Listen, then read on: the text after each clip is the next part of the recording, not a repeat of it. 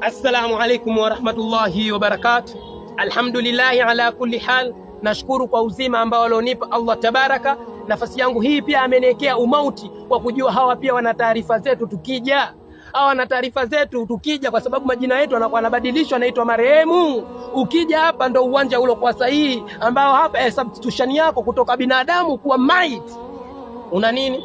Warm up ianze kuifanya ukiwa uko duniani kwa kujua na kutafakari unawatenda yasiri na dhahiri. Ni warm up yako, mechi yako ya kwanza utakuja kulala hapa. Hapa ndo kwenye mechi kama GG win lost. Utajua hapa ukiwa umeshatengeneza Allahumma inna nas'aluka safarina hadha bilbirra wattaqullah min al-a'mal wa la tarda.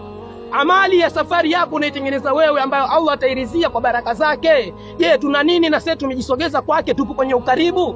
Ndugu zangu, tuweni na fikra za utawala wa kujua kwamba tunayowafanya asiri na dhahiri Mungu anatuona. Sisi je, tunajisahilisha vipi tukija uwanja wa nyumbani?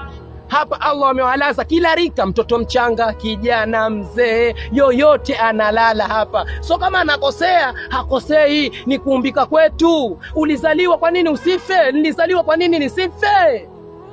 Official babati ne mtu huyo.